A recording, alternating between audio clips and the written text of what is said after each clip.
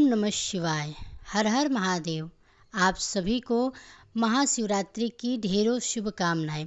आज के इस वीडियो में आप सभी सुनेंगे महाशिवरात्रि की व्रत कथा। कथा के अनुसार एक बार माता पार्वती ने भगवान शिव शंकर से पूछा कि हे प्रभु, ऐसा कौन सा श्रेष्ठ तथा सरल व्रत है जिससे कि मृत्यु लोक के प्राणी आपकी कृपा सहज ही प्राप्त कर लें। उत्तर में भगवान शिव ने पार्वती जी को महाशिवरात्रि व्रत का विधान बताकर यह कथा सुनाई, जो आज के इस वीडियो में हम आप सभी को सुनाने जा रहे हैं। इस कथा को पूरा जरूर सुनें, क्योंकि आधे आधा कथा सुनने से पाप लगता है। तो चलिए कथा को सुनाना प्रारंभ करते हैं, लेकिन उससे पहले एक बार सच्चे मन से कमेंट बॉक्स में हर हर महादेव जरूर लिखें। तो चलिए कथा को सुनाना प्रारंभ करते हैं। किसी गांव में एक शिकारी रहा करता था। पशुओं की हत्या करके वह अपने कुटुंब को पालता था। वह एक साहूकार का ऋणी भी था, लेकिन उसका ऋण समय पर ना चुका सका। क्रोधवश साहूकार ने शिकारी को शिव मठ में बंदी बना लिया। संयोग से उस दिन शिवरात्रि थी। शिकारी ध्यानमग्न होकर शिव संबंधित धार्मिक बातें सुनता रहा। चतुर्दशी को उसने महाशिवरात्रि की कथा भी सुनी। संध्या होते ही साहूकार ने उसे अपने पास बुलाया और ऋण चुकाने के विषय में बात की। शिकारी ने अगले दिन सारा ऋण चुका देने का वचन देकर बंधन से छूट गया। अपनी दिनचर्या की भांति वह जंगल में शिकार करने के लिए निकला, लेकिन दिन भर बंदी गृह में रहने के कारण भूख प्यास से व्याकुल था। शिकार करने के लिए वह एक तालाब के किनारे बेल वृक्ष पर पड़ाव बनाने लगा। बेल वृक्ष के नीचे शिवलिंग था, जो बिल पत्रों से ढका हुआ था। शिकारु को उसका पता न चला। पड़ाव बनाते समय उसने जो टहनियाँ तोड़ी, वे संयोग से शिवलिंग पर गिरी। इस प्रकार दिन भर भूखे प्यासे शिकारी का व्रत भी हो गया और शिवलिंग पर बेलपत्र भी चढ़ गए। एक पहर रात्रि बीत जाने पर एक गर्भिणी हिरणी तालाब पर पानी पीने पहुंची। शिकारी ने धनुष पर तीर चढ़ाकर ज्यों प्रत्यंचा खींची। हिरणी बोली कि मैं गर्भिणी हूँ, शीघ्र ही प्रसव करूंगी। तुम एक साथ दो जीवों की हत्या करोगे, जो कि ठीक नहीं है। मैं अपने बच्चे को जन्म देकर शीघ्र ही तुम्हारे सामने प्रस्तुत हो जाऊंगी, तब तुम मुझे मार लेना। शिकारी ने प्रत्यंचा ढीली कर दी और हिरनी झाड़ियों में लुप्त हो गई। कुछ ही देर बाद एक और हिरनी उधर से निकली। शिकारी की प्रसन्नता का ठिकाना ही नहीं रहा। समीप आने पर उसने धनुष पर बाढ़ चढ़ाया। तब उसे हिरनी ने विनम्रतापूर्वक निवेदन किया कि हे शिकारी, मैं थोड़ी देर पहले ही ऋतु से निवृत्त हुई हूँ। कामातुर विरहिणी हूँ, अपने प्रिय के खोज में भटक रही हूँ। मैं अपने पति से मिलकर शीघ्र ही तुम्हारे पास आ जाऊंगी। शिकारी ने उसे भी जाने दिया। 2 बार शिकार को खोकर उसका माथा ठनका। वह चिंता में पड़ गया।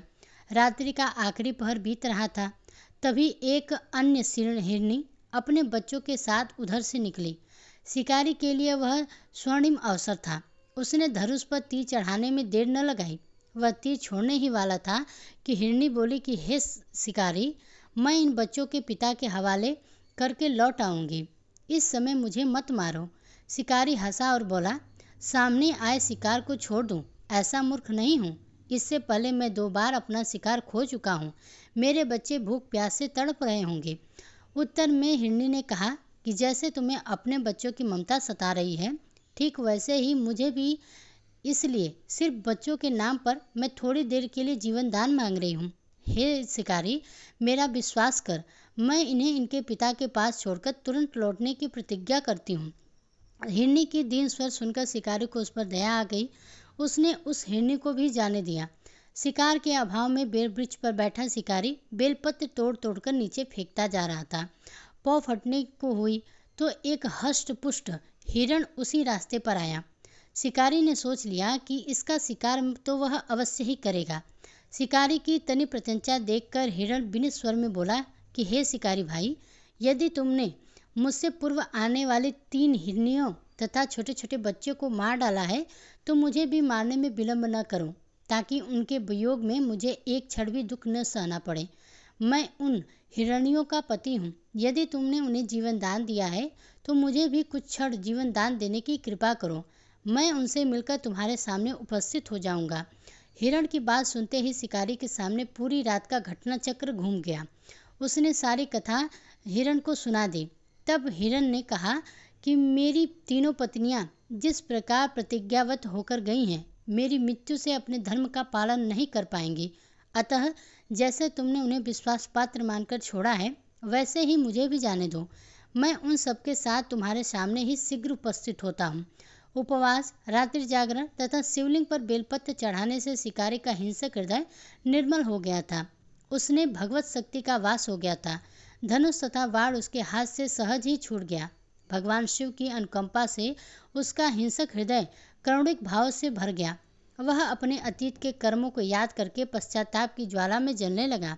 थोड़ी ही देर बाद हिरण सपरिवार शिकारी के समक्ष उपस्थित हो गया ताकि वह उनका शिकार कर सके, किंतु जंगली पशुओं की ऐसी सत्यता, सात्विकता एवं सामूहिक प्रेम भावना देखकर शिकारी को बड़ी ग्लानि हुई। उसके नेत्रों से आंसुओं की झड़ी लग गई। उस हिरण परिवार को न मारकर शिकारी ने अपने कठोर हृदय को जीव हिंसा से हटा सदा के लिए कोमल एवं दयालु बना लिया। देवलोक से समस्त देव समाज भी इस घटना को देख रहा था। घटना की परिणति होते ही देवी देवताओं ने पुष्प वर्षा की। तब शिकारी तथा मृग परिवार मोक्ष को प्राप्त हुआ। तो यह थी महाशिवरात्रि की पावन व्रत कथा। अगर पसंद आई हो तो वीडियो को लाइक कीजिएगा, साथ ही कमेंट बॉक्स में हर हर महादेव लिखना ना भूलिएगा।